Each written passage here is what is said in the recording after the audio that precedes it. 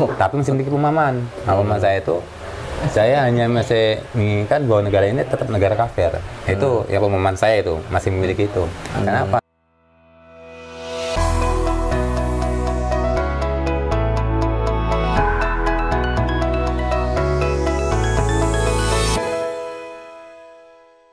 Assalamualaikum warahmatullahi wabarakatuh. Teman-teman semuanya dimanapun Anda berada, ketemu lagi dengan saya Dani Caniago ya, dalam program Ngobrol Asik Budak Kapuas ya Bang ya.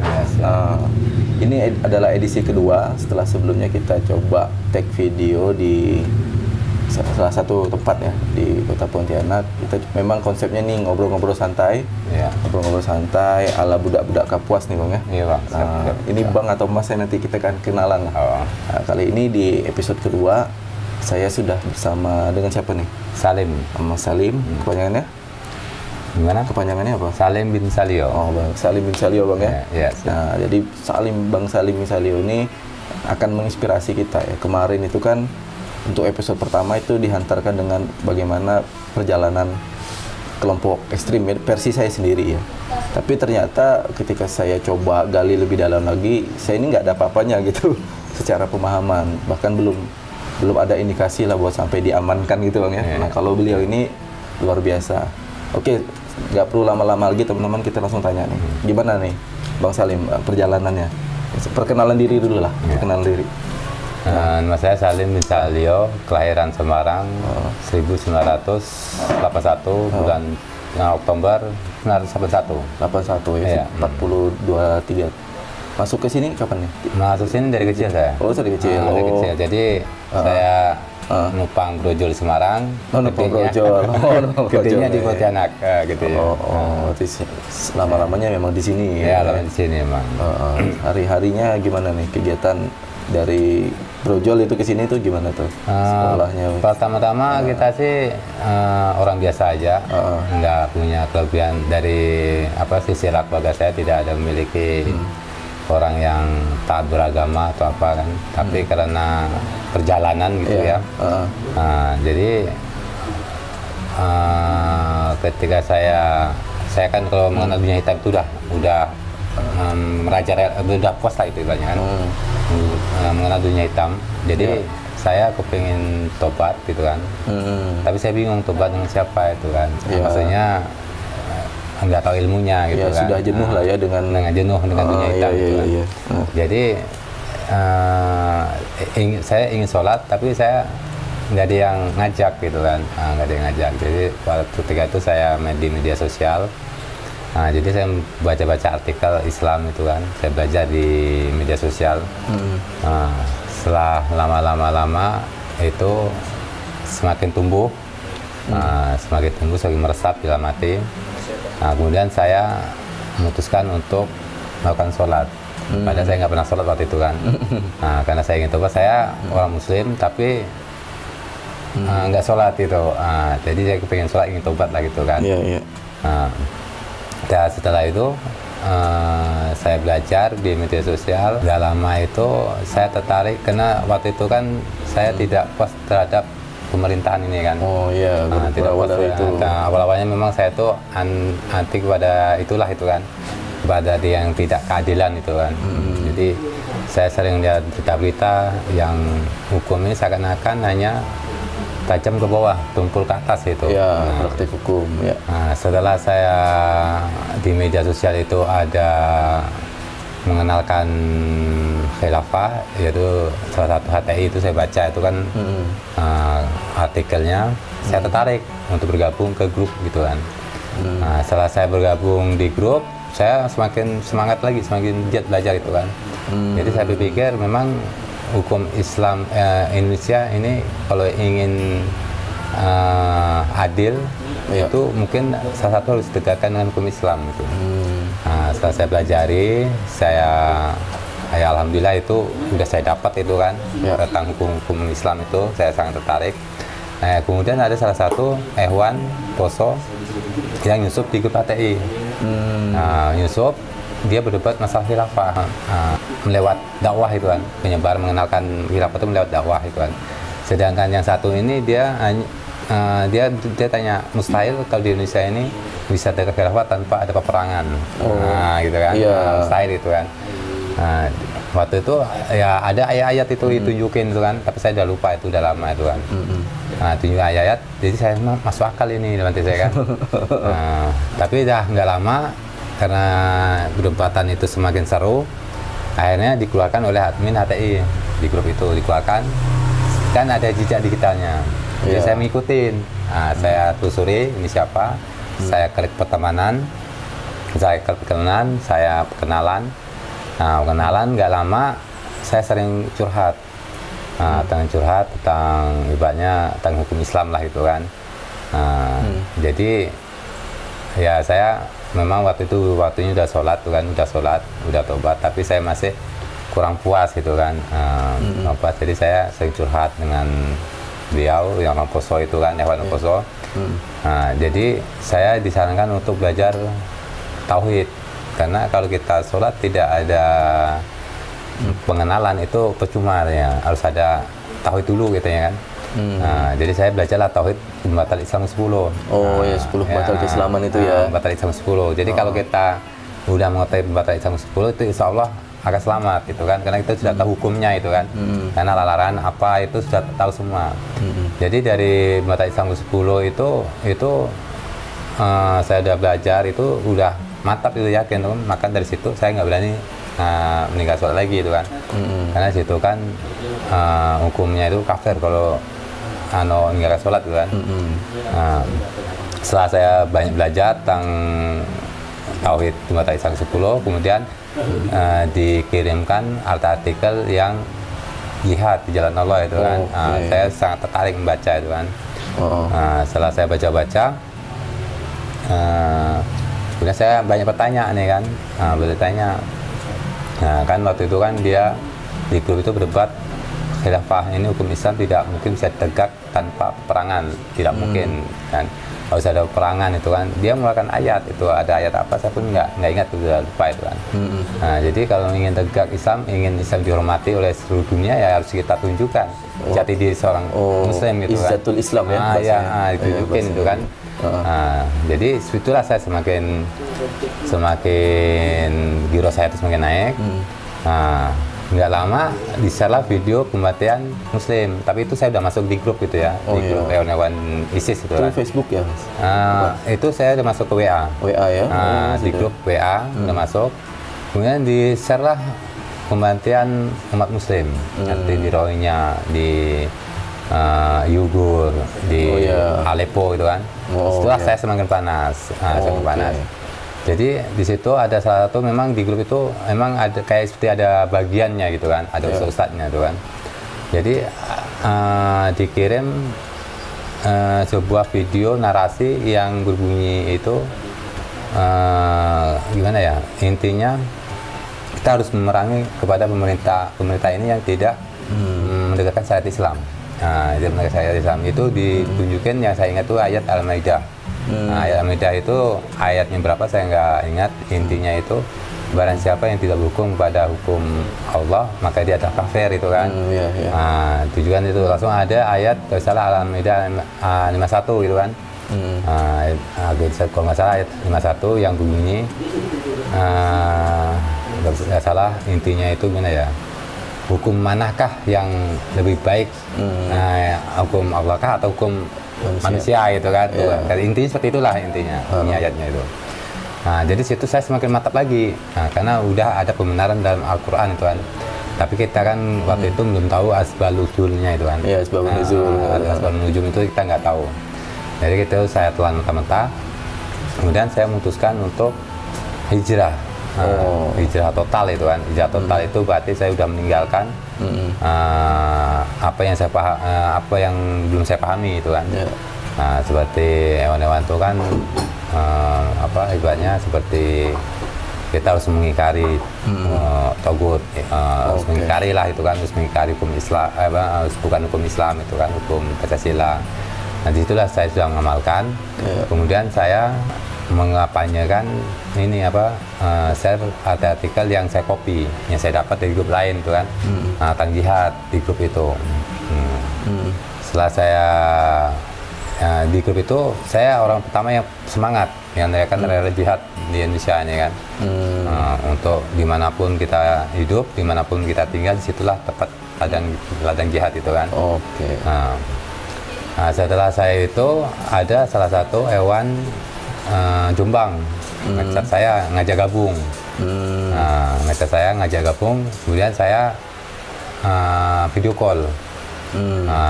Jadi beliau dulu video pertama kan kenalan, minta nomor kenalan, kan kita di grup WA nih. Dia sama video call.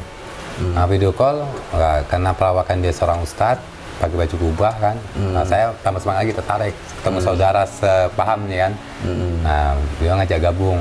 Jadi beliau mengatakan, apakah saya harus ke sana atau kamu yang ibaratnya inti bahasa itu, ataukah Ana yang mau ke Kalimantan atau antum yang ke Jawa kan? Jadi saya bilang udah Ana aja ke Jawa Timur itu kan, karena Ana nggak mau dia datang dia jauh ke sini hanya menemui saya gitu kan. Nah, lebih baik saya ke sana, karena kalau saya ke sana kan dia tuan rumahnya. Jadi kalau punya dia yang ke sini, saya tuan rumahnya. Jadi saya nggak enak gitu kan, saya nggak bisa memberikan apa yang saya punya itu kan. Jadi kalau saya ke sana kan dia yang nyambut saya gitu kan. Nah, kemudian saya memutuskan ke Jawa Timur di Jombang. Itu saya dijemput di pelabuhan. Kemudian saya disuruh nginap. Setelah nginap sehari 2 hari itu baru kita mulai membahas masalah jihad.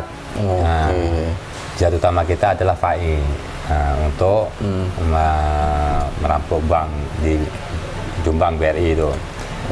Ada niat merampok? Iya, di Bank BRI Jombang. Dananya itu nanti untuk umat-umat yang Yozinya itu ditangkap, yang ditangkap. Jadi untuk membantu umat, untuk fakir miskin. Ada juga sebagian untuk di poso. Jadi nanti berbagi lah gitu kan. Jadi nanti ini jatahnya umat ini berapa, jatah kita berapa, itu jatah untuk perjuangan berapa, itu nanti ada yang ngatur itu. Setelah itu udah sip, deal, kemudian kita aturlah strategi untuk kira-kira berapa orang gitu kan. Kita ngatur, karena waktu itu kita ada diajak survei itu kan. Survei lagi ke sini, nanti ada yang yang dikejar, nanti ada yang tukang motong. Bahkan waktu saya itu dibutuhkan sekitar 12 orang nggak salah. 12 orang. 12 orang misalnya itu waktu itu dibutuhkan. Satu tim untuk ke BRI itu ya. BRI. Jadi nanti sedang 12 orang ini ada bagian masing-masing. Jadi ada bagian untuk menghalau, ada bagian untuk yang melarikan uangnya itu kan. Jadi yang bagian lapangan yang menghalau itu harus siap jadi pengantin. Nah, jadi ada pengejaran langsung nanti. Jadi ketika saya ada hewan poso, hewan Lampung, itu saudara Rinto dia mau membantu karena saya minta tolong. Nah, jadi minta tolong untuk membantu saya melakukan PAI. Jadi beliau tuh sanggup jadi pengantin. Jadi nanti saya merampok, saya lari, kemudian nanti kalau dikejar dia ngalau. Ngalaunya gitu.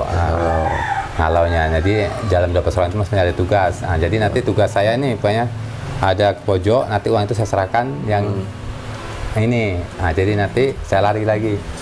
Lari tanpa membawa uang rampokan itu lagi. Jadi untuk menghilangkan jejak. Tugas Mas apa berarti situ? Tugas saya untuk eksekusi. Eksekusi ya? Eksekusi ketika pengambilan. Jadi nanti ada yang ngambil, ada yang eksekusi. Karena waktu itu kita sempat latihan itu ya. Itu saya udah lupa apa namanya itu. Karena saking udah lama ini kan. Idat ya? Idat. Karena itu sempat idat itu. Sempat idat.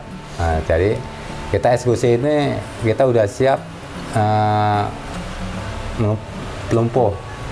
Seperti pistol listrik, seperti apa tuh, semprotan. Jadi salah satu kelemahannya itu kan mata. Kalau mata kita semprot, dia kan lemah.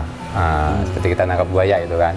Kalau kita nangkap buaya, kalau nggak matanya tutup, pasti dia bisa melawan itu kan. Jadi salah satu kita udah siapkan semprot sahang itu. Kita siapkan. Ada juga yang pistol listrik. Jadi ada juga yang senjata api. Senjata api ini saya waktu itu masih nyari, belum dapat. Nyari, tapi dari Abu Umar udah nggak apa-apa, sini ada tukang buat, Tinang. Nyari gitu kan. Ada tukang rakit. Ada tukang rakit. Karena waktu itu saya persiapan untuk senjata api. Persiapan suatu waktu nanti ada perlawanan itu kan. Ada perlawanan itu. Nah, setelah nggak lama saya pulang, udah ngatur strategi, udah save deal kan. Saya pulang, saya dikasih waktu seminggu. Nah, seminggu untuk mempersiapkan diri itu kan, untuk meyakinkan hewan-hewan yang udah siap mau ke lapangan itu kan.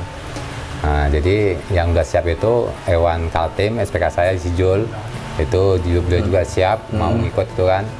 Nah, yang di Lampung juga udah siap, udah membantu kita.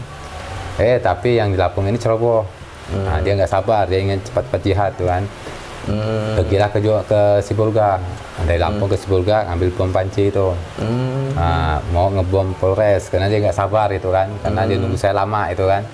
Nah, ditaruhlah di kandang ayam, ketahuan bapaknya. Nah, ketahuan bapaknya, akhirnya bapaknya lapor ke Polda. Nah, ditangkap. Nah, disitulah nggak lama dia ditangkap, saya pun ditangkap juga, karena bukti digital saya kan ada dengan beliau HP-nya tuh kan. Dijemput nama lah itu berarti ya? Iya, nggak lama saya dapat kabar bahwa itu ditangkap, maka semua hewan yang di Jawa Timur itu lari ke Bandung. Nah, saya suruh lari itu. Nah, di grup nelfon, Aki lari Aki, lah ini Rito udah ketangkap itu kan. Nah, saya pikir mau lari kemana nih kan, pas kebetulan uang saya habis itu kan. Nah, habis ini, saya pengen mau lari ke Malaysia, ke Filipina itu sebenarnya. Mindanao itu. Nah, di Mindanao, tapi sayangnya uang nggak ada. Kalau ada uang, saya udah terbang gitu kan. Udah karena kita uangnya habis untuk ongkos sana itu kan. Waktu itu ada 3 juta, itu habis uangnya kita pergi Jawa Timur itu. Nah, jadi saya pikir nih malam nggak bisa tidur nih, mikirin mau lari kemana nih kan, saya bingung juga kan, mau lari pas uangnya nggak ada gitu kan. Nah, jadi saya sampai nelfon hewan di Filipina Mindanao itu, orang Aceh itu namanya Pasai itu kan. Oh, dia sudah di sana? Udah di sana beliau, udah di sana, karena kita sering video call pakai Messenger. Jadi waktu beliau kontak senjata pun saya lihat itu asli itu. Nah, jadi saya dikasih tahu link-linknya. Mau pergi ke sana itu, pergi ke Jawa Timur, ke Kalimantan Timur. Untuk pergi gunungnya saya lupa gunung apa itu kan. Pokoknya pergi ke Kalimantan Timur, nanti ke gunung apa gitu kan. Ke kampung itu. Nanti saya di kampung, nanti minta antarkan ke, itu udah tahu semua katanya. Nanti orang sana minta antarkan ke Mindanao udah tahu. Nanti dijemput dalam. Saya telepon, saya pikir gimana ini, kayak nggak ada duit kan. Saya cari uang nggak dapet tuh kan. Ya, karena waktu itu memang belum ada kerjaan itu kan. Setelah saya mau nekat mau pergi ke daerah mana aja lah itu kan. Jadi saya ini jemput istri saya. Rencana saya tuh malamnya mau pergi lari itu kan. Saya jemput istri saya dulu, saya mau lari gitu. Pas saya jemput istri saya sore, saya udah ketangkep duluan. Jadi saya nggak sempat lari, jadi saya ditangkap di depan gang rumah saya itu kan. Saya ditangkap, dibawalah saya ke Makobrimob dan sampai ke lapas. Alhamdulillah di lapas itu saya banyak dididik gitu kan. Didik. Tapi sebelumnya pun ketika saya ditangkap itu waktu saya berada di PMJ Cekyas, itu yang saya dapat berita yang di luar itu jauh berbeda gitu kan.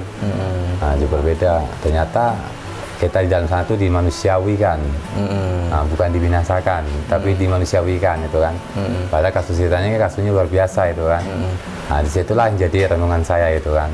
Kadang saya sempat juga berpikir, ini sebenarnya tokoh ini siapa itu kan, saya atau dia gitu kan. Gitu, kadang saya pikir gitu. Karena kita di sana dimanusiawikan itu. Dimanusiawikan, makanya andai kata saya di dalam itu tidak ada pendekatan atau apa yang diberitakan orang di luar, rupanya kita disiksa atau gini, itu mungkin saya masih keras. Mungkin masih keras, mungkin ibaratnya ya kita mungkin udah siap mati gitu kan.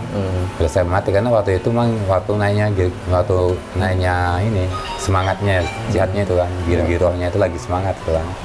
Jadi memang waktu itu saya memang tujuan saya ya bagaimanapun saya harus mati syahid walaupun dalam penjara itu kan. Tapi waktu saya di dalam, walaupun saya pancing-pancing, walaupun saya maki-maki tugas, Ya dia hanya balas maki aja. Nah, balas maki gitu kan. Kadang sempat saya tanya dasar teroris gitu kan. Saya balik lagi dasar togut ya kan. Gitu kadang di dalam itu kan ada cerita lucu juga kan di dalam. Tapi ketika ada orang hewan sakit, cepet sampai kejar ya kan. Asal kita teriak, Pak, ada yang sakit tuh kan. Itu Brimob langsung cepet dia tuh. Nah, manggil bagian kesehatan untuk cepat pergi. Nah, kadang saya pikir situ, kita di sini sakit diobatin, lagi pula kita pun di dalam sana nggak boleh sakit, harus sehat, ya kan. Makanan pun tidak teratur. Nah, kalau kita puasa pun kita dikasih tajil. Nah, puasa Daud itu mau puasa Senin Kemis itu pasti dikasih tajil asal ada laporan. Nah, umpamanya kita ada bagian konsumsi di sana kan, entah itu Densus atau tugas, saya nggak tahu lah, itu mungkin Densus lah itu kan. Nah, itu kalau kita bagian konsumsi, kalau kita lapor, Pak saya mau puasa itu kan, itu pasti kasih tajil. Nah, pasti dikasih tajil, terus yang penting ada laporan tuh kan. Nah, disitulah saya mulai merenungkan, ini sebenarnya nih yang togut ini siapa, yang jahat ini siapa itu kan, saya atau dia gitu kan. Nah, tapi waktu itu hanya dalam batin saya aja itu kan, tapi saya masih memiliki pemahaman, masih kuat. Tapi kadang saya berpikir ke situ gitu kan, cenderung berpikir ke situ gitu. Nah, jadi kadang ya, tapi setelah saya baca buku itu, karangan saya lupa itu ya, penulisnya saya ingatnya perempuan. Nah, itu dia menulis tentang sejarah berdirinya Indonesia. Itu membahas tentang Piagam Jakarta. Nah, setelah saya baca, saya penasaran nih, saya baca terus sampai 2-3 kali, bahkan sampai 4-5 kali saya baca itu. Karena saya bacaan itu memang tidak seperti mana ya, kayak kecanduan gitu. Nah, kecanduan karena saya ingin mencari, penasaran itu kan. Nah, jadi saya baca, saya renungkan, saya resapi, saya renungkan itu kan. Ini sebenarnya untuk apa gitu kan. Jadi ini maknanya apa gitu kan. Jadi yang jadi penasaran ini Piagam Jakarta dengan Piagam Madinah kan. Nah, ini yang saya renungkan. Perjanjian Hudaybiyah itu. Perjanjian Perang Hudaybiyah itu kan. Karena yang saya pikir itu nggak jauh beda, hampir sama sejarahnya. Nah, beda tipis itu kan. Nah, jadi kalau kita ini perjanjian Piagam Jakarta ini masih mendingan, masih ada ketuhanan yang Maha Esa itu kan. Nah, sedangkan Piagam Madinah itu nggak ada sama sekali. Nggak ada sama sekali. Kata Bismillahnya aja dibuang, katanya Rasulullah aja nggak pakai, hanya Nabi Muhammad, tidak ada kata Allah. Nah, kalau kita di Piagam Jakarta itu kan masih ada ketuhanan yang Maha Esa. Masih ada tauhidnya, masih ada tauhidnya. Nah, maka disitulah saya renungkan, ini yang benar yang mana ini kan, gitu kan. Nah, disitulah saya mulai semangat untuk belajar. Untuk belajar. Nah, jadi saya semangat. Disitulah saya penasaran kan.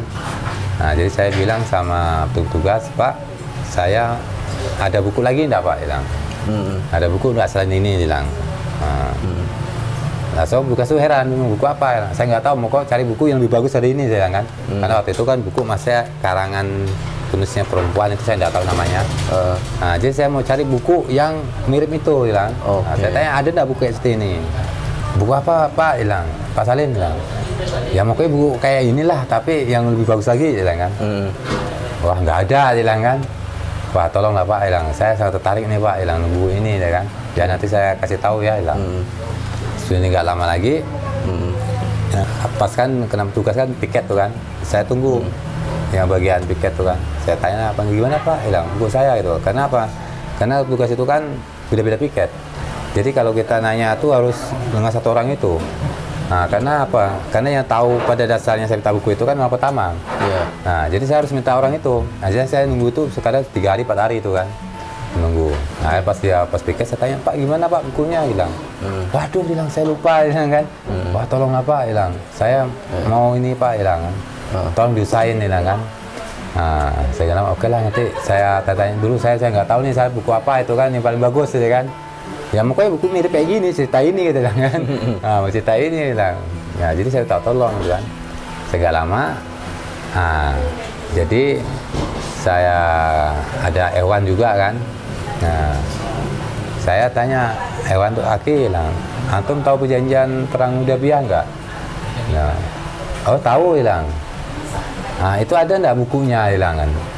Oh, ada lagi, dia bilang kan. Apa namanya? Di Sirah Nabawi ada juga itu kan. Oh, ada kah, dia bilang. Oh ya lah, oke lah kayak gitu, dia bilang kan. Nah, agak lama ada petugas lewat, tapi bukan yang orang pertama itu kan. Pak, ada gak buku ini apa? Sirah Nabawiyah, dia bilang. Oh, wah nggak tahu, nanti saya tanyakan dulu ya, hilang. Nah, Brimob itu manggil bagian bidangnya mungkin kan, yang tukang ngasih buku kan. Akhirnya ada dianterin. Saya baca buku. Wah, itu saya menangis saya tuh.